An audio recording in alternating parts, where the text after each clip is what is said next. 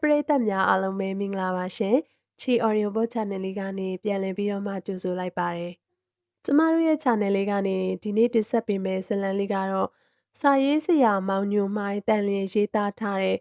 သူ့စရိုက်အကျိုးကြောင့်ဒုစရိုက်မိုးခေါင်သွားခဲ့ပြီဆိုတဲ့ဇာတ်လမ်းလေးပဲဖြစ်ပါတယ်ရှင်။ဇာတ်လမ်းလေးမစတင်ခင်မှာကျမတို့ channel လေးကို like and subscribe လေးနှိပ်ပေးခဲ့ဖို့လည်းတောင်းဆိုပါရစေ။ဟုတ်ကဲ့ပါ။ဒါဆိုရင်တော့ဇာတ်လမ်းလေးကိုအခုပဲစတင်လိုက်ပါတော့မယ်ရှင်။ဒီလိုအဖြစ်မျိုးကျမတို့ငယ်ဘဝမှာကြုံရလိမ့်မယ်လို့ဘယ်တုန်းကမှမမျှော်လင့်ပါဘူး။ရွာဦးကျောင်းဆရာတော်ထံမှာအမေနဲ့အတူဥပုသ်သီလသွားဆောင်တုန်းကရွာဦးဆရာတော်ကလောကဒဏ်ဆိုတဲ့အကြောင်းကိုဟောခဲ့ဘူးရဲ့။လောကဒဏ်နဲ့လောကဒဏ်ကိုကျမတို့အရွယ်ရောက်စလူငယ်များတနည်းမိဘနှစ်ပါးရဲ့အကျိုးကျေးဇူးကြောင့်မပူမပင်မကြောင်မကြနေထိုင်စားတော့ရချိန်မှာအဲ့ဒီတရားအကြောင်းကိုသဘောပေါက်နားလည်ခြင်းမရှိခဲ့သေးပါဘူး။ဒီမှာအမှတ်ရတဲ့စကားများကိုပဲပြောပြခြင်းပါတယ်။ဆရာတော်ဦးတေဇနီယာကယေရနာ၃ပါးကိုမမေ့နဲ့တဲ့အနန္တောအနန္တ၅ပါးကိုအစဉ်ကိုးကွယ်စိတ်ကပ်ရိုသေလေးစားပါတဲ့။တမတေဝနတ်များလောကပါလာဆောင်နတ်များမေယောဖလာနတ်များကိုလည်းကုသိုလ်ကောင်းမှုပြုဖို့အမြအတမ်းပေးဝေဖို့မမေ့နဲ့တဲ့။ပြီးလူကိုလူချင်းပဲဖြစ်ဖြစ်တတဝါများပေါ်ပဲဖြစ်ဖြစ်မေတ္တာကရုဏာမုဒိတာစိတ်မွေးပါတဲ့အထာသူစရိုက်ရဲ့လက္ခဏာတဲ့သူစရိုက်အားကောင်းရင်ဒုစရိုက်အနာကိုချိကပ်လို့မရဘူးတဲ့နောက်ဆုံးဆရာတော်ချင်းမြင့်ခဲ့တဲ့ဂါထာကမင်္ဂလာတုတ်တော်တွေကဂါထာတစ်ပိုက်ပဲအထာကဒီလိုပါရှင်ဖုတ်တတလောကဓမေဟိစိတ်တန်ယတာနာကံပတိအာတောကံဝိရဇံခေမံဧတံမင်္ဂလာမௌတ္တမံတဲ့ဒကမတို့ဒကာကြီးတို့အဲ့ဒီဂါထာတော်ကိုမန္တန်လိုထုံနေအောင်နေ့တိုင်းရွတ်အချိန်ရတိုင်းရွတ်အရေးကြုံတိုင်းရွတ်ကွကြားကြလားမှန်ပါဗျာအရှင်ဖေဟာတယောက်ကမေးနေတယ်ဘာတော့ကွဒကမကြီးရဲ့ဒီဂါထာဘာကောင်းပါလဲဖေဟာဒီနေ့ကစပြီးယုံယုံကြည်ကြည်ရွတ်တနေ့အတ္တိဂါထာအစွမ်းသိတိနင်တို့သိလိမ့်မယ်ဟဲ့ပထမကျမစီမီထုံမီဖျားရှိခိုးနေချိန်လေပြင်းများဝေလာ၍ဖျားစီမီငိမ့်သွားခဲ့တယ်။သူနှင့်ပြန်ထွန်းလိုက်တယ်။အတန်ကြားမြပရိတ်ကြီးမှမြတ်တာတော့မင်္ဂလာတော့ပုပ္ပါနာတုံများကိုရွတ်ပြီး32ပုံကိုအမျှတန်ပေးဝေတယ်။အဖေနဲ့အမေကမိုးတန်လေးတန်ကိုနားဆွရင်တကားများကိုပိတ်နေတယ်။မုံတိုင်းရှိသည်လို့တော့ကြားရတယ်။ရွာထဲမှာပြောနေကြသည်မှာကျမတို့ရွာကပင်လဲနဲ့မလန်းမကန့်မှရှိတယ်။မုတ်တုံမိုးဝင်တိုင်းမိုးဦးကြတိုင်းလေပြင်းတန်ကိုမကြာခဏခံရဖို့များ၍တော်ရုံလေပြင်းကိုတိတ်ဆဖွဲလိမ့်မရှိကြပါကျမဆရာတော်လမ်းညွန်ခဲ့တဲ့ဖုတ်တတဂါထာတော်ကိုတက်စေရွတ်လိုက်တယ်ဖုတ်တတလောကဓမေစိတ်တန်ယတာနာကံပတိအာတောကံဝိရဇံခေမံဧတံမင်္ဂလာမௌတ္တမံဒီအချိန်မှာပဲတဝဝတဝုံဝုံနဲ့လေပြင်းတွေတိုက်ခတ်လာတယ်ဟဲ့လေပြင်းတွေကျလာပြီကိုတွန်းလှရေ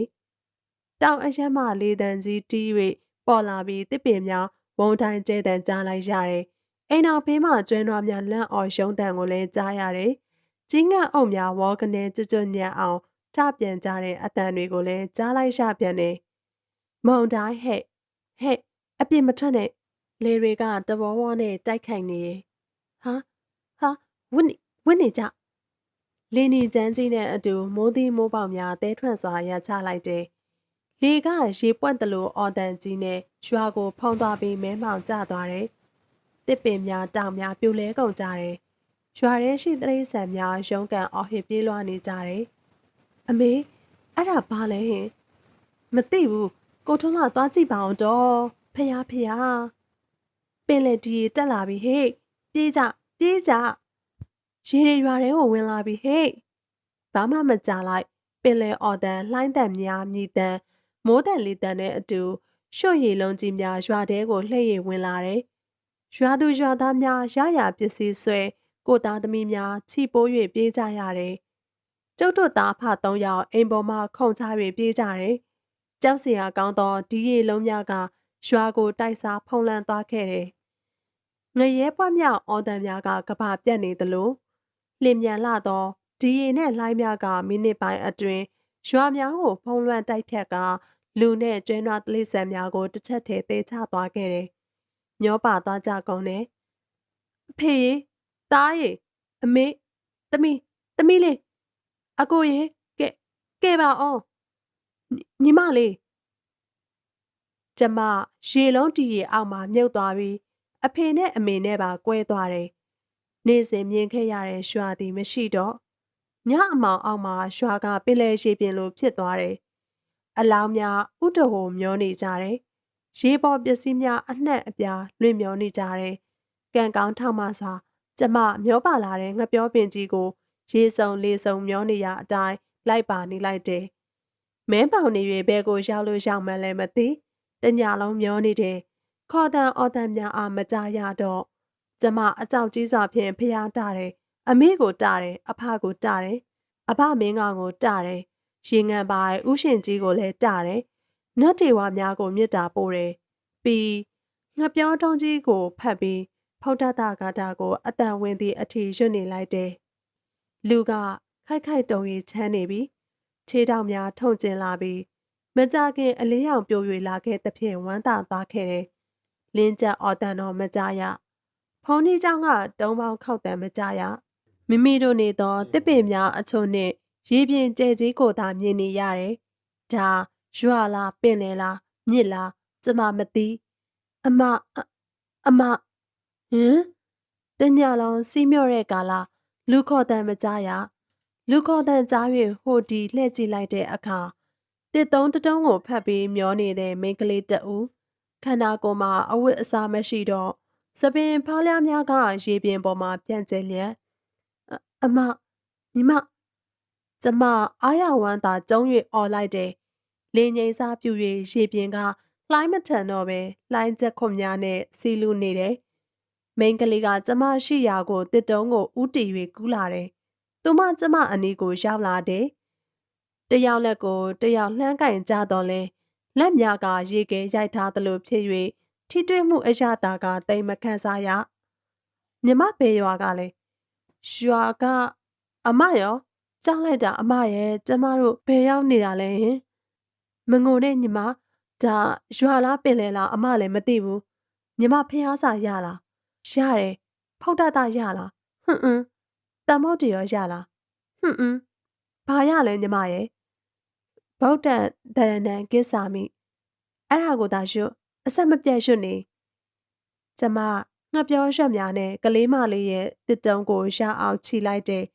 ဒီလိုခြိလိုက်တော့သူမနဲ့ကျမမကွဲမကွာအဖော်ရသွားခဲ့ပြီးအားရှိသွားခဲ့တယ်ကလေးမကကြောက်ရွံ့ငိုလိုက်တယ်အလိုသူမဘယ်လက်ပေါ်မှာရွှေလက်ကောက်သုံးခွင်းနေပါလားအဝတ်အစားတော့မရှိကျမမှလည်းရွှေလက်ကောက်နှစ်ခွင်းပါတယ်အခုနေအသက်ကလေးရောက်လာရင်ကောင်းမှာပဲအသက်ရှင်ရင်ပြီးရောရှိရအကုန်ချွတ်ပေးလိုက်မယ်အမရဲ့အမလည်းဒီလိုပါပဲညီမရဲ့ကျမတို့နှစ်ဦးရေစည်းမျောအတိုင်းဖျားစာများကိုရွရွနေလိုက်တဲ့နိုင်ဝက်ခန့်ရှိသောအခါအမဘာတော့ညီမလေးဟိုမှာလှေနှစ်စီးတော့ဘယ်မှာလဲဟဲ့မမြင်ပါလားကျမမျက်လုံးထဲစားငတ်ရည်များဝင်နေ၍အဝေးကိုတဲတဲကွဲကွဲမမြင်ရမြင်ရသည်ကရေများပစ္စည်းနဲ့လူသေးအလောင်းများတလိမ့်ဆန်သေးအလောင်းများဟိုမှာအမရဲ့ကျမတို့စီကိုလာနေတာလေဖျားတကြားမတာပဲဒီမှာရှစ်ကျမတို့ဒီမှာကဲပါအောင်တော့ကောင်းမလေးကဝမ်းသာအားရလက်မြောက်၍អော်လိုက်တယ်ကျမလည်းသူမအနီးတူအသက်ကုန်အော်ဟစ်လိုက်တယ်ကျမတို့ကဲကြပါအောင်ရှင်မကြခင်လှေငယ်နှစ်စီးနဲ့လူလေးယောက်မလန့်မကန်းကိုရောက်လာတယ်သူတို့ဝါဖက်ခမောက်များစောင်းထား၍အင်ကြီးမပါကြောပြောင်ကြီးများကိုစီနဲ့လှေနှစ်စီးသည်ရှေ့ဆင့်နောက်ဆင့်ချီကပ်လာတယ်သူတို့စကားလုံးဝမပြောဒီမှာကျမကကတ်လာတဲ့လှေနံကိုဝမ်းသာအားရရွှေလက်ကောက်များဝတ်ထားတဲ့လက်နဲ့ကန်လိုက်သောအခါလှေဦးမလူကြီးကကျမလက်ကိုလှမ်းကန်ပြီးညာလက်ထဲကတားနဲ့ကျမလက်ကိုခုတ်ရန်ရွှဲလိုက်တယ်ဟမ်ဖယားကြီးကျမလှင့်မြစွာလက်ကိုရုပ်ပြီးရေအောက်ကိုငုံလိုက်တယ်တနေရာမှာဘွားကနေပြန်ပေါ်လာသောအခါတခုသောလှေပေါ်ကလူကြီးကဟိုကလေးမလေးရဲ့လက်ကိုဆွဲပြီးငှက်ကြီးတောင်တာနဲ့ခုတ်ရန်ရွှဲလိုက်တယ်အကင်းဖားလာသောကလေးမလေးကစောင့်ရုံပြီးရေအောက်ကိုငုံရှို့သွားခဲ့တယ်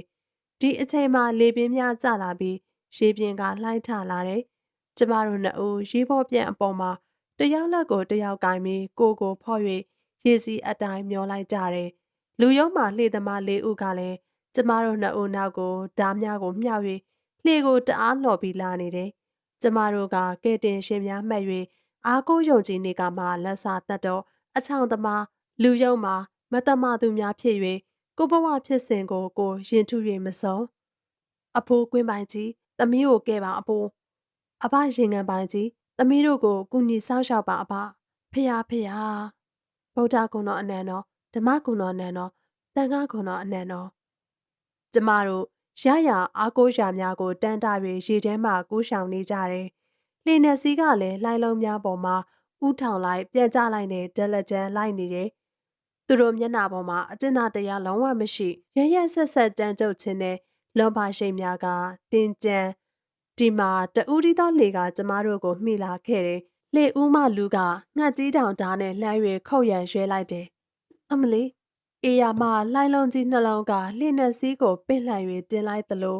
လှေနဲ့စီးလေထဲရေထဲလှိုင်းလုံးကြီးများမှာနောက်ပြန်ကျွန်းထိုးဆိုင်ပြီးနစ်မြုပ်သွားခဲ့လေတယ်။လူအတ္တ၄ဦးရေထဲမှာလူးနေကြတယ်။ကန်တရားကအလွန်ကိုစမ်းကြဲလာတယ်။ကျမတို့စီမျောလာတဲ့ပြင်ပြားကြီးတစ်ချက်ကိုကျမတို့လှမ်း၍ဆွဲကင်လိုက်တယ်။ဒီအချိန်မှာလူယုံမာ၄ယောက်ကိုရေအောက်မှာတစုံတစ်ယောက်ကဆွဲယူသွားသည့်အလားတစ်ယောက်ပြီးတစ်ယောက်အလန့်တကြားအော်ဟစ်ရင်းနစ်မြုပ်သွားခဲ့ကြလေတယ်။မကြမီလေပင်များလုံးဝငြိမ်သက်သွားခဲ့တယ်။အရှိမနေအောင်ပြုတ်ကိုမြင်နေရတယ်။ငှက်အချိုပြန့်နေသည်ကိုမြင်ရတယ်။ကျမတို့နှစ်ဦးပြင်ပြားပေါ်မှာရောက်ရှိပြီးရေပြင်မှာမျောနေတယ်။အမဘာတော့ညီမလေးဟိုမှာလှေတွေလာပြန်ပြီ။ဟမ်လှမ်းကြည့်လိုက်တော့လှေသုံးစင်းနဲ့ပဲ့ချိတ်တစ်စင်းကျမတို့ရှိရာကိုအပြင်းပြေးလာနေတယ်။ကြော်ထဲမှာစိတ်၍ကြောက်သွားတယ်။ဒီတခါတော့ပြေး၍မလို့သေပြီနဲ့တူရဲ့ညီမလေးအမပြင်ပြားအောက်ကိုဝင်နေအမြန်ကျမတို့နှစ်ဦးပြင်ပြားအောက်မှာဝင်၍နှာခေါင်းမြသာဖော်ပြီးကိုဖော့မျောပါနေလိုက်ကြတယ်။ဒီမှာပဲချိတ်နဲ့လေများကျမတို့ဝန်းကျင်ကိုရောက်ရှိလာကြတယ်။ပဲချိတ်ပေါ်မှာယူနီဖောင်းဝတ်လူရွှေများကျွန်တော်တို့ကယ်ဆယ်ရေးအဖွဲ့ကပါမကြောက်ကြပါနဲ့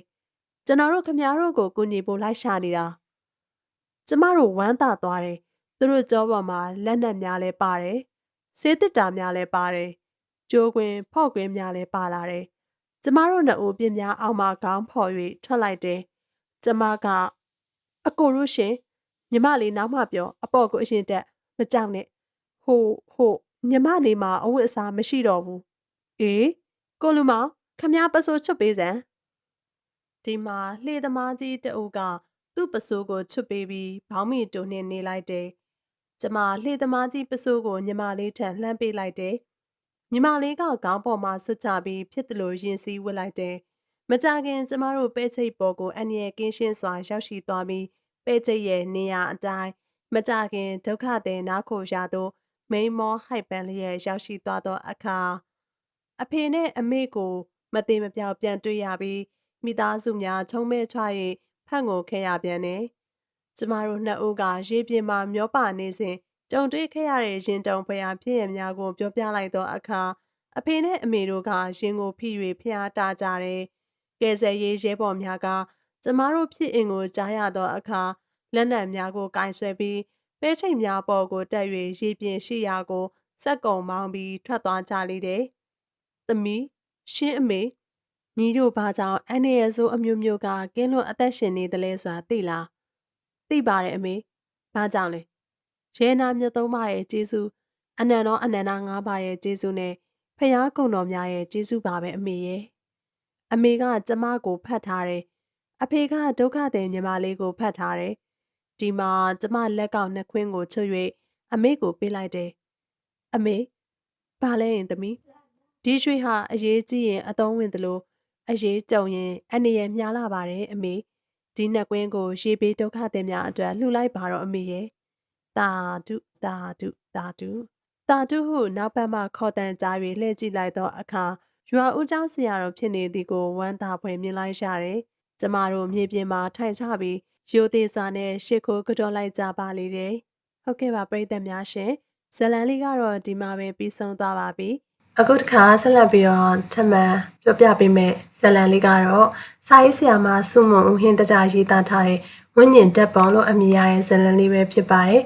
ဟုတ်ကဲ့ပါအခုထပ်ပြီးတော့တင်ဆက်ပေးမယ့်ဇလံလေးကိုလည်းဆက်လက်ပြီးတော့အားပေးနာဆင်ပေးကြပါအောင်ရှင်ပြည့်ရည်ပြုခြင်းအပြောင်အပြက်ပြုခြင်းဆိုတာအခါအားလျော်စွာမကောင်းမှုကိုဆောင်တတ်တဲ့ရေမောပျော်ရွှင်မှုအတွက်တသက်ပဲဖြစ်ဖြစ်လှပြောင်ကြည်စဲခြင်းတစ်ခုအတွက်ပဲဖြစ်ဖြစ်စားနောက်ကြတာတွေရှိတယ်ကြည်စားတန်ကရံများတတ်တယ်ဆိုတဲ့စကားတော်ရှိတယ်မဟုတ်လားအသက်တရားမနေရပေမဲ့အမှုတရားပွေရတတ်တဲ့လူဆိုတာကလည်းအခက်တလားညံတို့စရိုက်တို့ဆိုတာတွေရှိတယ်ငွေကလေးကပါလာတဲ့အကျင့်စရိုက်ဆိုတာကောင်းတာဖြစ်ဖြစ်မကောင်းတာဖြစ်ဖြစ်အပြေးတိုင်းဖျောက်ဖျက်ဖြစ်ဖို့ဆိုတာကခက်တယ်မလွယ်ကူလာဘူးအခုကျွန်တော်စာဖတ်သူတွေကိုရေးပြမယ်ဝတ္ထုလေးကအကြည်စားတန်အနောက်တန်သူလူတစ်ယောက်ရဲ့အကြောင်းပါဒီအကြောင်းကကျွန်တော်တို့ကိုတွေ့တော့မဟုတ်ဘူးကျွန်တော်နဲ့ညီအကိုလိုခင်မရတဲ့တငယ်ချင်းတစ်ယောက်ကတနေ့တော့ကျွန်တော်ရှိရာတိမ်ဖြူဈေးကလေးကိုရောက်လာတယ်တငယ်ချင်းတစ်ယောက်မတွေးမဆုံပြတာကြပြီဆိုတော့လက်ဖက်ရည်ဆိုင်လေးတစ်ဆိုင်မှာထိုင်နေရင်စာရေးနေတဲ့ကျွန်တော်အကြောင်းကိုသိတဲ့တငယ်ချင်းက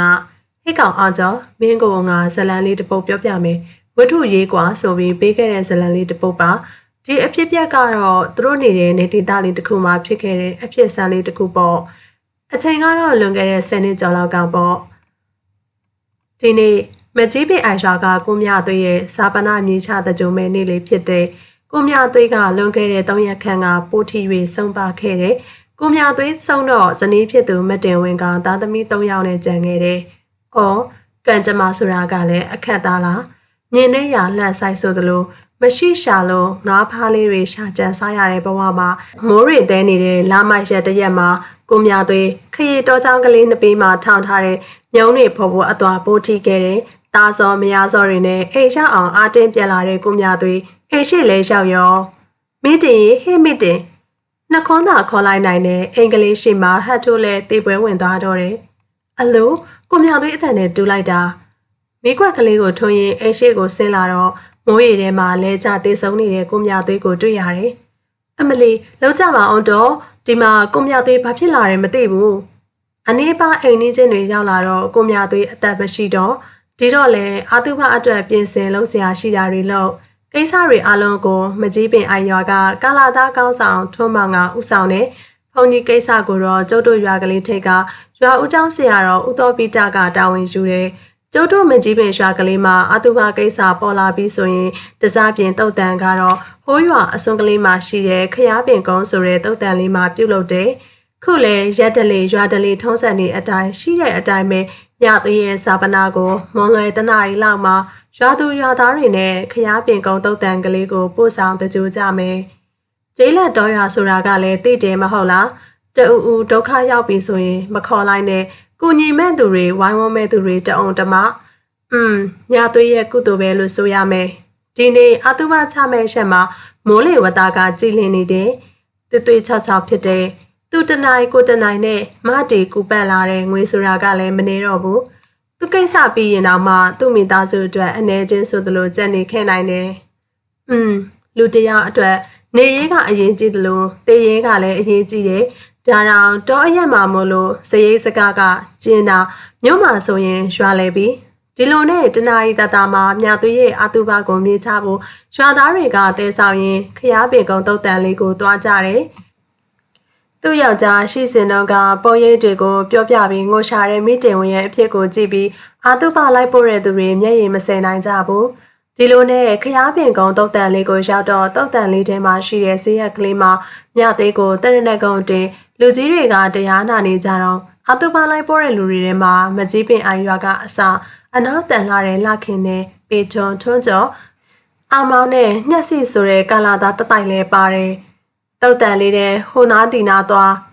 လှခင်ကမိန်းကလေးတဦးရဲ့ဓာတ်ပုံလေးတစ်ပုံကိုကောက်ရတယ်။အဲ့ဒီဓာတ်ပုံလေးကမကြမီရက်ပိုင်းလောက်ကမှတေးဆုံးလို့လာတဲ့ကြိုထားတဲ့တေးဆုံးသူတဦးရဲ့ဓာတ်ပုံလေးမိန်းကလေးရဲ့ဓာတ်ပုံလေးကအရန်ချောတယ်။ဟာဟဲ့ကောင်လေးဒီမှာကြည့်စမ်းချောလိုက်တဲ့မိန်းကလေးကွာနှမျောဆရာကြီးလှခင်ကဓာတ်ပုံကလေးကိုကြည့်ပြီးတော့အောင်မောင်ကလှခင်ပေးဒါငါရေးစားကွာငါမှရေးစားမရှိရနဲ့အတော်ပဲကွာဓာတ်ပုံလေးကအောင်မောင်ရဲ့လက်ထဲကိုရောက်သွားပြန်တယ်။တဖန်အောင်မောင်လက်ထဲကနေကြော်ထွန်းပေတိုညှက်စီတို့လက်ထဲ သူကယူသွားလိုက်ငါကယူသွားလိုက်နေဂျာငါမိမကွာဒီလိုရုံချော်ချော်လေးရရင်တိတ်ကောင်းမှာကွာထွန်းကျော်အပြောဆုံးတော့ပေတိုးကလည်းဟိတ်ကောင်ထွန်းကျော်မင်းပြောတာမှားတယ်အဲ့ဒါငါရေးစားငါအဖေကပေးစားဖို့သဘောတူထားတာထို့အခါမှာညက်စီကလည်းဟိတ်ကောင်တွေမင်းတို့ပြောတာတရားမှမမှန်ဘူးသူ့အဖေမေတွေကငါနဲ့မပေးစားလို့စိတ်ညစ်ပြီးအစိတ်တောက်သေးသွားတာညက်စီရဲ့စကားဆုံးတော့ဟိတ်ကောင်တွေပေးဂျာငါချစ်ချေကွာငါအိမ်ကိုခေါ်သွားရမယ်ထုံးထောက်တွင်တုတ်တန်လေးမှကောက်ယူလာတဲ့အမျိုးမြင်မသိချုံမောလှပတဲ့မိန်းကလေးတဦးရဲ့ဓာတ်ပုံလေးတစ်ပုံကလှခင်ရဲ့အင်ကြီးအိတ်ကက်ကလေးထဲမှာပါသွားရင်ညသွေးရဲ့ဇာပနာမြေးချ၍ပြီးသည့်တွင်အတီးတီမကြီးပင်ရိုင်းကလေးကိုပြန်လာခဲ့ကြတယ်။နေကင်းကဖြစ်ပျက်ခဲ့တဲ့အကြောင်းအရာလေးများကိုလူကြီးများတဦးတယောက်မှမသိခဲ့လှခင်တို့လူငယ်တစုသာသိခဲ့တယ်။အိမ်ပြန်ရောက်တော့မြသွေးရဲ့အတုပါအိမ်ကလေးမှာလောက်ကိုင်စရာလေးများကိုလောက်ကိုင်ရင်ညဘက်တွင်လည်းအိမ်သားများကိုအဖော်အဖြစ်ရက်လေသည့်အထိလှခင်တို့ကလာသားတစုအိမ်ဆောင်ရလေတယ်။ရွာမြောက်ဖက်ရွာဦးကျောင်းမှာကလတ်တက်ခောက်တဲ့ဆက်နှစ်ချက်ကိုကြားလိုက်ရတယ်။ညသွေးတို့အိမ်ကလေးပေါ်မှာစကားပြောသူပြောကစားသူကစားအချို့အရက်သူများကအိမ်ကလေးရှိတွင်ရင်နွေးကိုကြိုနေတယ်။ထို့အချိန်မှာခွေးနဲ့ကြီးတကောင်ရဲ့ဝလုံးထိုးဟောင်တဲ့များအဆက်မပြတ်ပေါ်ထွက်နေတယ်။မကြမီရွာမြောက်ပိုင်းမှာခွေးများရဲ့ဥဒံများကဆက်ကပေါ်လာပြန်တယ်။အိရှိတွင်ရင်နွေးဥကြိုနေကြတဲ့ဖိုးလေးတာခင်နဲ့ရွာသား၃-၄ဦးကအိရှိတက်တဲ့ကိုလာ၍ဟောင်းနေသောခွေးနဲ့ကြီးတကောင်ကိုဟာဒီခွေးကလည်းဟောင်းလိုက်တာကွာသွားအနီးနားကဂဲတလုံးဖြင့်ပေါက်ကမောင်းထုတ်လိုက်မှခွေးနဲ့ကြီးကထွက်ပြေးသွားတော့တယ်။ညာသွေးရဲ့အိမ်ကလေးပေါ်မှာကစားဝိုင်းကလေး၃ခုသာရှိတယ်။လှခင်တို့လူငယ်တစုကစားနေသောဝိုင်းမှာစတင်ကအမလေးဗျလုံးကြပါအောင်လို့ဗျာအောင်လို့လှခင်တယောက်ကောက်ခါငင်ကအော်ရင်လူလိမ့်နေတယ်ဟဲ့ထားမိတို့မဲကျွေတို့လာကြစမ်းအိမ်ထဲကပြုံးစီဘူးယူခဲ့ကြစမ်းအဖွားတအုပ်ရဲ့အတန်ဖြစ်တယ်အမလီမခံနိုင်တော့ဘူးသေတော့မယ်ဗျာဆေးရုံကိုပို့ချပါဗျာဆေးရုံကိုပို့ပေးပါလှခင်ရဲ့ညင်းညူအော်ဟစ်တန်ကအဆက်မပြတ်ထွက်ပေါ်လာတယ်မကြမီထွန်းကျော်ပေတိုညှက်စီအောင်မောင်းတို့ကလည်းတယောက်ပြီးတယောက်လူလိမ့်ကအော်လေတော့တယ်ဟေးဘာတွေဖြစ်ကြတာလဲအမလီပိုင်းအောက်လိုက်တာဗျာသိရတော့မယ်ဆေးရုံကိုပို့ကြပါဗျာဒီကလေးတွေဘာတွေစားမိကြလဲမသိဘူးအော့သူအော့အောင်သူအောင်တချို့ကဝမ်းတွေသွားကြတယ်ကဲဒီအတိုင်းကြည့်နေလို့မဖြစ်ဘူးတိတ်ဆောင်မင်းရဲ့လဲကိုသွားပြင်ဆေးရုံကိုသွားရမယ်ဘိုးလေးတာခင်ကစကားဆုံးတော့တိတ်ဆောင်လဲကိုအမြန်သွားရေးတက်ကမြို့နယ်ဆေးရုံကလေးရှိရဲ့တမိုင်းသားခရီးကိုရွာလူကြီးများနဲ့သွားရောက်ကြတော့တယ်ဆေးရုံရောက်၍ဆရာဝန်များမှယောဂရှာဖွေကြည့်သည့်အခါတွင်ထူးထူးခြားခြားဟူ၍မတွေ့ရဟဲ့မဲခင်ဒီကလေးတွေအဖြစ်ကရိုးမရိုးရလားမသိဘူးအရေးလေးများတို့ရဲ့ကောက်ချက်ချတဲ့အစကားနောက်ဆုံးတော့လဲဆေးရုံမှာတရက်ခန့်နေခဲ့ကြပြီးဆင်းလာခဲ့ကြတယ်ထို့သောဖြစ်ပျက်သောသတင်းကမကြီးပင်အိုင်ရွာကလေးတဲ့ကိုနောက်တနေ့မှတမဟုတ်ချင်းပြန့်နှံ့ရင်သားလေတော့တယ်ဟဲ့ညကမြသွေးရဲ့အိမ်မှာလှခင်တို့လူစုအောင်သူအောင်အန်သူအန်တချို့ကဝမ်းနေလျှော်လို့ညာရင်းကျမြို့နယ်ဆေးရုံကိုပို့လိုက်ရတယ်တဲ့ညက12နာရီကျော်လောက်မှရွာမြောက်ပိုင်းကခရားပင်ကုန်းတုတ်တန်လေးဘက်ကခွင်းနဲ့ကြီးတကောင်ရောက်လာပြီးညာသွေးတို့အိမ်ရှိကနေဝလုံးထိုးဟောင်းနေနောက်မကြခင်မှာတော့အဲ့ဒီလိုဖြစ်တာပဲတဲ့ဟိုနာတူတူဒီနာတူတူဟိုမှာလဲဒီအကြောင်းဒီမှာလဲဒီအကြောင်းများဖြင့်ညာသွေးတို့အိမ်တွင်ညကဖြစ်ပျက်ခဲ့တဲ့အကြောင်းအရာလေးများကလူတိုင်းပါဆက်ပြားဆိုသလိုရှိနေတော့တယ်ကာယကံရှင်များဖြစ်ကြခဲ့သည့်လှခင်ထွန်းကျော်ညှက်စီပေတူအောင်မောင်းတို့ကပဲတဦးကိုတူကြေကကြောချမ်းစရာဖြစ်လာကြတော့တယ်ကာယကံရှင်အသီးသီးရဲ့မိဘများနာကိုထိုတဲ့င်းကတမဟုတ်ချင်းပြန့်နှံ့သွားလေတော့တယ်ဟဲ့တာ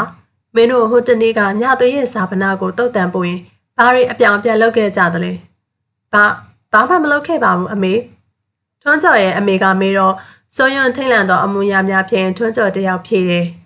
အေးမလုပ်ခဲ့ဘူးဆိုရင်လည်းမင်းတို့တငယ်ချင်းတယောက်ယောက်ဟိုတနေ့ညကဖြစ်ပျက်ခဲ့ပုံကအတော့ကိုထူးဆန်းစရာပဲတယောက်တည်းဖြစ်တာလည်းမဟုတ်ဘူးအကောင်လုံးတပြိုင်နက်တည်းဖြစ်ကြတာပြီးတော့ဖြစ်တဲ့အချိန်ကလည်းတစ်ချိန်တည်းပဲထို့နောက်အရာတစ်ခုကိုစဉ်းစားဟန်ပြုလိုက်ပြီးမှ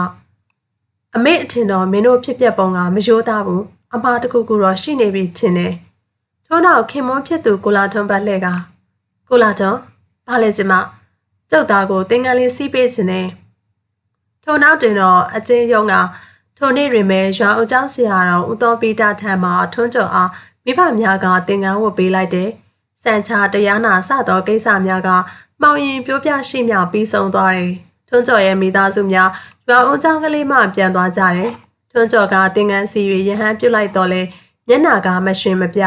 တာယာသောအသွင်လည်းမရှိတစားတိမ်ရုပ်လာသောညာတစ်ခု၏အမှောင်များကိုသာကြည့်ရင်အရာတစ်ခုခုကိုစိုးရိမ်ထိတ်လန့်နေတယ်။ည၈နာရီခန့်တွင်ရာဦးကျောင်းမှတန်ဃာတော်များအလုံးဖျားရှိခိုးပြုကြပြီးတရားထိုင်ကြကည9နာရီခန့်တွင်အိပ်ဆက်ကြတယ်။ဆရာတော်ဦးတော်ပိတနှင့်ဥပဇင်းကြီးတချို့ကျောင်းတော်ဆောင်ကြီးပေါ်တွင်အိပ်ဆက်ကြတော့လဲမနေ့ညနေကမှသင်္ကန်းစီထားသောကိုရင်ထွန်းကျော်နှင့်ကျောင်းရှိကိုရင်ငယ်လေးအချို့မှကပ္ပယကြီးနှင့်အတူတိမ်တစ်ခုထဲတွင်အိပ်ဆက်ကြတယ်။မောပန်းသွားသည့်ကြံကြောင့်၎င်းတမြန်နေ့ကဝမ်းလျှော်၍စိတ်ယုံသို့တရက်ခန့်တက်ခဲ့ရခြင်းကြောင့်များလားတမေတမောအိပ်ပျော်သွား၏ပါလေတော့တယ်။ရုတ်တရက်အိမ်မောကြရမှာဖြတ်ခနဲနိုးလာသည်တွင်ကျောင်းဆောင်ကြီးပေါ်မှာအုံမောင်းတန်ဆက်နှစ်ချက်ကိုကြားလိုက်ရတယ်။မျက်လုံးများကပြန်၍အိမ်မပျော်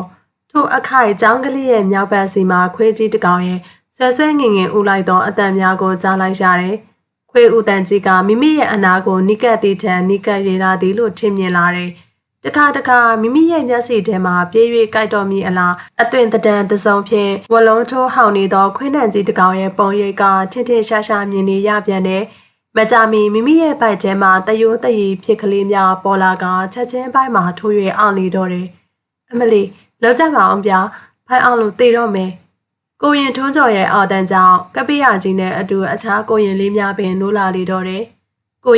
ရင်ဘာဖြစ်လို့လဲ။အမလီလောက်ပါအောင်ဗျာဖိုင်အောင်လို့ဆေးလေးပါလေးတိုက်ပါအောင်။ဟို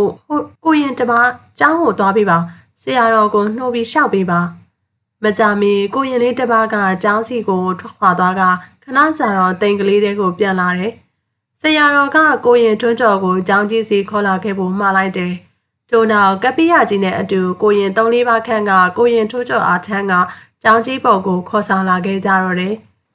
ထွန်းကျော်ကိုသင်္ကန်းဝတ်ပေးတဲ့ညတွင်ရွာဦးကျောင်းကလေး၌ထွန်းကျော်တယောက်ရခင်နှင်းညကဲ့သို့ဘိုက်တွေမခန့်မရက်နိုင်အောင်ကဝမ်းများလျှော့ခဲ့သည့်သတင်းများကနောက်တစ်နေ့တွင်ဒုတိယအကြိမ်အဖြစ်ပေါ်ထွက်လာခဲ့ပြန်တယ်။ဤတွင်မိဘများမှစိုးရိမ်တဲ့စိုးရိမ်လာကြကမင်းမြတ်ရတော့တယ်။လှခင်အားမိဘများကဟဲ့ကောင်လှခင်မင်းတို့တငယ်ချင်းတစုညာသွေးရဲ့အတုပါသွားချတဲ့နေ့ကတင်းချိုင်းမှာဘာရီနောက်ခဲ့ပြောင်းခဲ့တယ်လေမှန်မှန်ပြောစမ်းကျွန်တော်အမှန်တိုင်းပြောပါမယ်အဖေကျွန်တော်တို့ကိုမြသွေးရဲ့အတုပါကိုခရားပင်ကုံတုတ်တန်လေးကိုလိုက်ပို့တဲ့နေ့ကတုတ်တန်တနေရာကဒီမိန်းကလေးတဦးရဲ့ဓာတ်ပုံလေးတစ်ပုံကိုကောက်ယူခဲ့ပါတယ်ဒီမှာပါအဖေထို့နောက်ပတ်စံအိတ်ကလေးတဲတွင်ထည့်ညက်ထားသောမိန်းကလေးရဲ့ဓာတ်ပုံလေးကိုထုတ်၍ပြလေတယ်ဟာမင်းတို့အတော်ခက်တဲ့ကောင်တွေပဲကွာမလုပ်တဲ့မလုပ်ကောင်းတယ်တွေလုပ်ခဲ့ကြတယ်ကြည်စမ်းတော်သေးတာပေါ့မသေးကောင်းမပြောက်ကောင်းဒါမျိုးဆိုတာမနောက်ရဘူးရက်တလေရွာတလေဆိုတာရှိတယ်ရွာကိုခိုက်တယ်လူကြီးသူမတွေရဲ့ပြောတဲ့ဆိုတာတွေကိုမင်းတို့မကြားဘူးလားလှခင်တယောက်ကတော့တုံနိပါဝင်လုံနေတယ်မိမိပြုလုပ်ခဲ့ကြသောအလုံးမတစ်ခုအတွက်စိုးရိမ်စိတ်ကြောက်ရွံ့စိတ်များဖြင့်ထိတ်လန့်နေပုံရတယ်အဒီတက်ပုံရဲ့ပိုင်ရှင်မိန်းကလေးကတိတ်ကိုချောတော့ကျွန်တော်တို့တငယ်ချင်းတစုတက်ပုံကလေးကိုသူကယူလိုက်ငါကယူလိုက်နဲ့တယောက်တစ်ပေါက်သားပြောမရပြောဆိုတာတွေမျိုးတော့ပြောခဲ့မိပါတယ်အဖေကြော်မကောင်းကြားမကောင်းကွာတရွာလုံးတရက်လုံးမှာလဲအုပ်အော်တောင်းနေကိုဖြစ်လို့ဖြစ်ဘူးမဖြစ်ဘူးဒီအတိုင်းဆိုမတွေးရစရာစိုးကြိုးတွေကတစင်ပြီးတစင်ဖြစ်လာနိုင်တယ်ရွာလူကြီးတွေနဲ့တိုင်ပင်ပြီးဒီတက်ပုံကိုလည်းတုတ်တန်မှာပြန်ထားရမယ်စော်ကားမော်ကားသားပြောမရပြောဆိုမိတဲ့ဝိညာဉ်ပိုင်ရှင်မိန်းကလေးကိုလည်းမင်းတို့တောင်းပန်ရမယ်ထိုနေ့ညတွင်လှခင်တယောက်မှဘာမှမဖြစ်တော့လဲအောင်မောင်းတယောက်မှတော့ထူးဆန်းသောအိမ်မက်တစ်ခုကိုမြင်မှတ်လေတော့တယ်ည12နာရီခန့်မှာမိမိတို့နေထိုင်ရာအင်္ဂလိပ်စီကိုအရက်ရှိရှိထောင်းထောင်းမောင်းမောင်းနဲ့လူတယောက်ဝင်လာကအောင်မောင်းဒီအိမ်မှာအောင်မောင်းဆိုတာရှိသလားအဲ့ဒီလိုမေးလိုက်တယ်အဲ့ဒီအခါမှာအောင်မောင်းကအိမ်ရှိတကားပေါက်ကလေးနာကိုထွက်လာပြီးအိမ်ရှိလမ်းမပေါ်ကိုကြည့်လိုက်တယ်လူတယောက်နဲ့ခွေးနဲ့ကြီးတကောင်ကအိမ်ရှိမှာရှက်ရင်ဟဲ့ကောင်အောင်မောင်းဆိုတာမင်းလားဟုတ်ပါတယ်ကျွန်တော်အောင်မောင်းပါမင်း3-4ရက်ခန့်ကခရားပင်ကုံတုတ်တန်ကမိန်းကလေးတယောက်ရဲ့ဓာတ်ပုံကိုယူလာပြီးသားပြောမရပြောကြတဲ့သူတွေထဲမှာမင်းရောပါတယ်မဟုတ်လားကျွန်တော်မပါပါဘူးခင်ဗျာဟဲ့ကောင်ငါ့ကိုမညာနဲ့မင်းလဲပါတယ်အေးမင်းတို့ကောင်တွေကြက်တတိထားမင်းတို့တွေကတယောက်ယောက်ကိုသိအောင်လုပ်မယ် ထို့သောကျင်းဝါပြီးနောက်ရွာမြောက်ပိုင်းခရားပင်ကုန်းတုတ်တန်လေးရှိရာဘက်စီကိုလှည့်ရပြန်သွားလေတော့တယ်။အိမ်ရှာမှလမ်း၍နိုးလာသောအောင်မောင်းတယောက်မိမိမြင်မှတ်ခဲ့သောအိမ်မက်ကိုတွေ့၍ကြောက်နေမိတယ်။အမေထပါအောင်ဟဲ့ဘာဖြစ်လို့လဲဘိုင်းအောင်ပြန်ပြီလားဘိုင်းအောင်လို့မဟုတ်ဘူးအမေကိုဒါပြောပြစရာရှိလို့အမေအိမ်ယာမှာနိုးလာသည်တွင်လွန်ခဲ့သော3-4 ရက်ခန့်ကမိမိတို့ဖြစ်ပျက်ခဲ့သောအဖြစ်အပျက်လေးများကိုအစမှအဆုံးတိုင်အမေအားပြောပြလိုက်တယ်။အိုကွယ်မင်းတို့ကလည်းမလောက်ကောင်းမလောက်အပ်တာတွေကိုလုပ်ခဲ့ကြတယ်။ကြည်စမ်းလူကြီးတွေခုမှသိရတယ်။အချိန်မီလို့တော်သေးတာပေါ့။တခုခုဖြစ်ပြီးမှသာသိရရင်ရင်ကျိုးရပြီ။မဖြစ်ဘူးမနဲ့မိုးလင်းရင်တော့ရွာကလူကြီးတွေနဲ့တိုင်မြင်ပြီးတခုခုလုံးမှဖြစ်တော်မယ်။မကြမီတကောင်ကြက်တွန်တဲ့တခုကရွာကလေးပေါ်ကိုပြန့်ကျက်ရင်ကြားရောက်လာတော့တယ်။အာယုံဤအစိတ်အပိုင်းတစ်ခုစီဥတည်ရင်နီးကပ်လာသည်မို့ညာကအေးစိမ့်ချမ်း၍လာတယ်။အမောကိုစီကိုဘေးချင်းရွာသူရွာသားအလုံးကအိမ်မောကြရင်တိတ်ဆိတ်လျက်ရှိကြပါတယ်။ဒီနေ့မကြီးပင်အိုင်ရွာကလေးထိတ်ကခရားပင်ကုန်းတုတ်တန်လေးမှာရွာလူကြီး3-4 ယောက်ခန့်နဲ့အတူကတော်ပွဲလေးတစ်ပွဲကိုပေးပြီးလှခင်တို့အုပ်စုသွားတောင်းပန်ကြတယ်။ခရားပင်ကုန်းတုတ်တန်လေးထဲရောက်ပြီးတပ်ပုံလေးကောက်ယူလာခဲ့တဲ့နေရာလေးမှာကတော်ပွဲလေးနဲ့တပ်ပုံလေးကိုထားရင်ဖိုးလေးတာခင်ကကဲပရလောကမှာမတွေ့မမြင်နိုင်တဲ့ဒီတပ်ပုံပါရှင်မိန်းကလေးကိုကျုပ်တို့ရွာမိရွာဖာလူကြီးများကလေးလေးဆဆနဲ့တောင်းပန်ပါတယ်။အမဲကလေးတွေကိုခွင့်လွှတ်ပေးပါ။မသိနားမလဲလို့နောက်ပြောင်ကြည့်စေခဲ့မိတာတွေအတွက်အားလုံးကိုလည်းအခုချိန်ကစလို့ကြည်နက်ခွင့်လွှတ်ပေးပါ။နောက်ကိုလည်းဒီလိုအဖြစ်မျိုးတွေမဖြစ်စေရပါဘူး။ကြည်နက်တယ်ခွင့်လွှတ်တယ်ဆိုရင်ကျေနပ်ကြောင်းခွင့်လွှတ်ကြောင်းကိုတိတိတသာပြပါရွာလူကြီးဥတခင်ထို့သို့ပြောလိုက်သည်နှင့်ချက်ချင်းဆိုသလိုလေများကတဟူဟူအောင်မြည်ခြင်းတုတ်တန်လေးတည်းရှိတစ်ပင်တစ်ကိုင်းများပင်ညာရိန်တွေလှုပ်ရှားရင်10 မိနစ်2 မိနစ်ခန့်တိုက်ခိုက်သွားကြတယ်လှခင်တို့လူစုနဲ့ရွာလူကြီးများအလုံးလဲမကျွတ်လွတ်သည့်ပရလောကမှာမိန်ကလေးအားအမျှ3 ချိန်ပေးဝေနေကြရင်မိမိတို့ရဲ့မကြီးပင်အိုင်ရွာကလေးစီကိုပြန်လာခဲ့ကြတော့တယ်ထိုနေ့မှစ၍ညစဉ်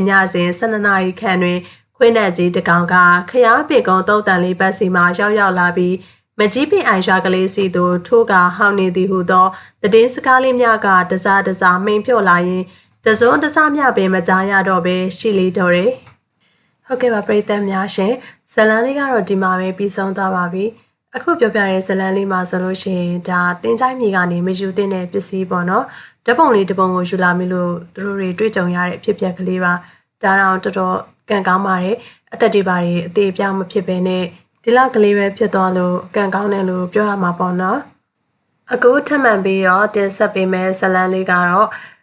နားဆင်သူတွေကိုဘဝအမော်ရီပြရအောင်လို့ဟာတာဇလန်းလေးတစ်ပုဒ်ကိုရွေးချယ်ထားပါတယ်ဒါကတော့ပရဟာတာဇလန်းလေးတစ်ပုဒ်ပဲဖြစ်ပါတယ်ဒီဇလန်းလေးကိုတော့စာရေးသူဆရာနိုင်မင်းရမညရေးသားထားတဲ့တရေတောင်လက်မြောက်ရတဲ့ခေဆိုတဲ့ဇလန်းလေးပဲဖြစ်ပါတယ်ရှင်။ညတကောင်ရဲ့အချိန်ဖြစ်တဲ့ပတ်ဝန်းကျင်တစ်ခုလုံးတိတ်ဆိတ်ငြိမ်သက်နေတော့လေဒေါ်ခင်စိန်တယောက်တည်းအခန်းထဲမှာမိဖွင့်လျက်ညနာတုံဖြင့် TV ထိုင်ကြည့်နေတယ်။အပြင်မှာတော့လေပြင်းတွေကတဝုံတိုက်ခတ်လို့တရွက်6တွေကလည်းတဝဝလွင့်လို့ရုတ်တရက်အိမ်မီးချောင်းများကမှိတ်တုံဖြစ်သွားတယ်။အိမ်အပြင်ဘက်မှလေတွေဝုန်းကနေတိုက်လာပြီးအခန်းပတင်ပေါက်တကားရွက်များဒိုင်းကနေပွင့်ထွက်သွားတယ်။ဒေါ်ခင်စိန်မျက်လုံးပင်မမှိတ်လိုက်ရ။အိမ်တန်းလျားပုံမှာသပင်ဖာလာမျက်လုံးပြူရှာတစ်လက်နဲ့ဦးမြဆိုသောတရေကြီးက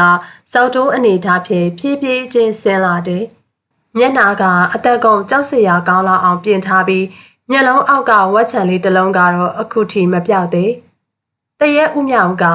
ဝူဝါဝါဟီဟီဟာဟာနဲ့ကြောက်ဆန်လန့်ဆန်ငါ့ကိုကြည်စမ်းဆိုပြီးအတန်ကိုအစ်ပြီးတော့အာရပါရခြောက်နေလေတယ်။ဒေါ်ခင်စိန်က TV ကြည့်နေရမှာခေါင်းမော့ကြည့်လိုက်တယ်။မျက်နာတွေကြောက်ရွံ့ခြင်းအလင်းမရှိစိတ်ရှုပ်ထွေးနေတဲ့ပုံစံနဲ့မျက်မှောင်ကိုကုပ်လိုက်ပြီးဟဲ့ဟိုအပေါ်ကကောင်နင့်ရှာကြီးကိုပြန်သိမ်းစမ်းအဲ့ဒီရှာကနေတတွေးတွေကျလာရင်ပါကေးခင်းထားတာတွေပွားကုန်ပဲအခုပါကေးတပေပတ်လဲဘလောက်ဈေးရှိလဲနင်သိလားငါမှငွေစုပြီးခင်းထားရတာတရေဦးမြကကြောင်သွားပြီးစောက်ထိုးအနေထားဖြင့်ညှိမ့်ကျသွားတယ်ဟမ်ငါကတရေလေးဟာနင်ငါ့ကိုမကြောက်ဘူးလားဒေါ်ခင်စိန်ကပြန်ပြောလိုက်တယ်ဘာကိုကြောက်ရမှာလဲနင်ကအိမ်လားကလာတောင်းတဲ့အိမ်ရှင်မမဟုတ်တာအိမ်ရှင်ဆိုမှတော့ကြာ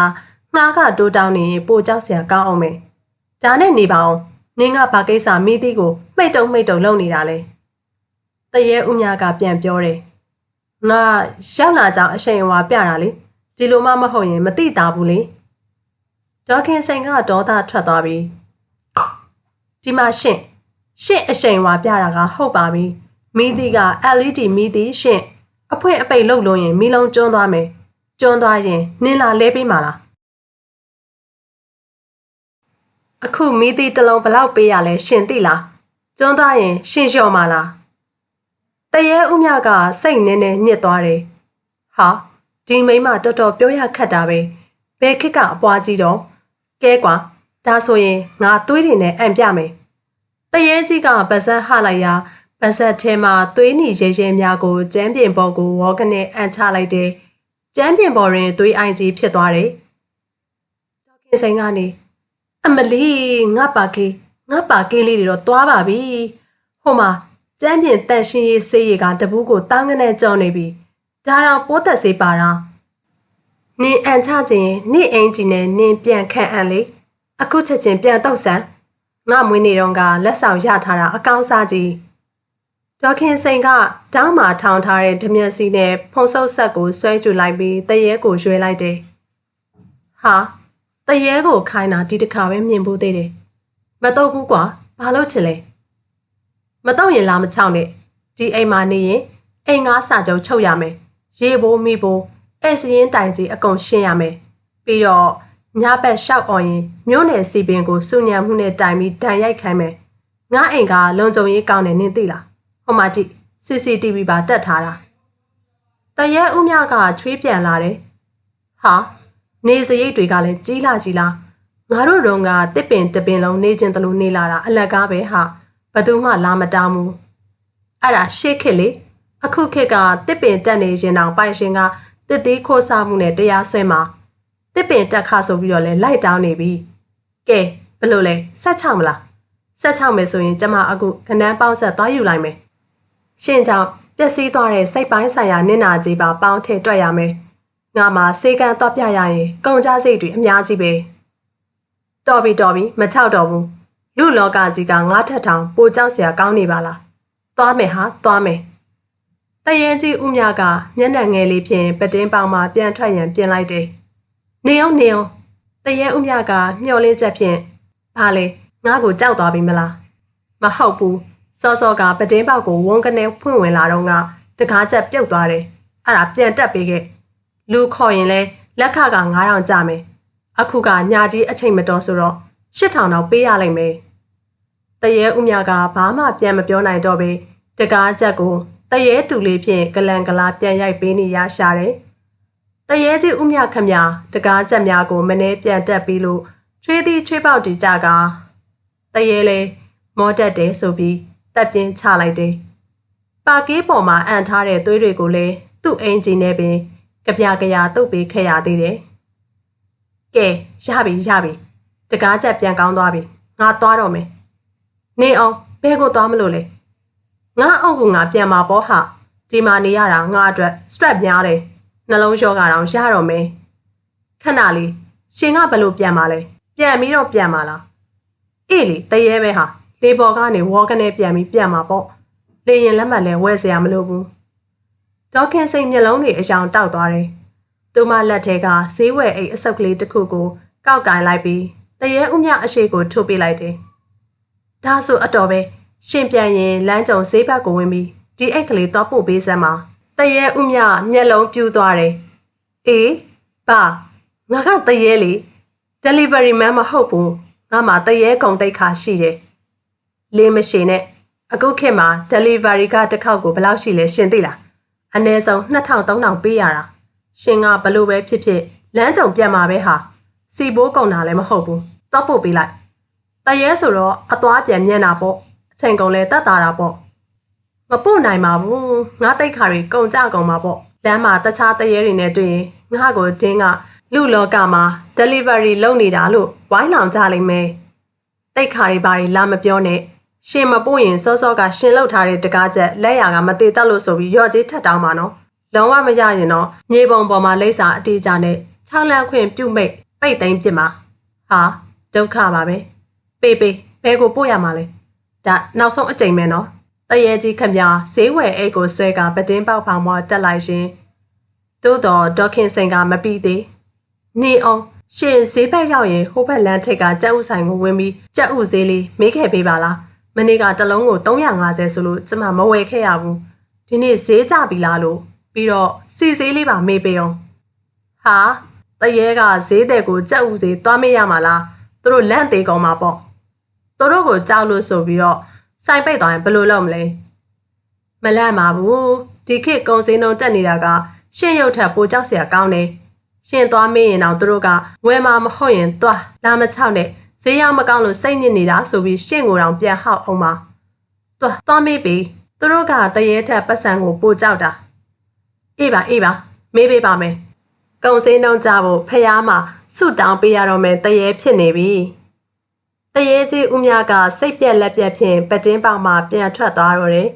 ဒေါခင်စိန်ကပတင်းပေါက်နာကိုပြေးသွားပြီးလှမ်းអော်လိုက်သေးတယ်ဦးမြ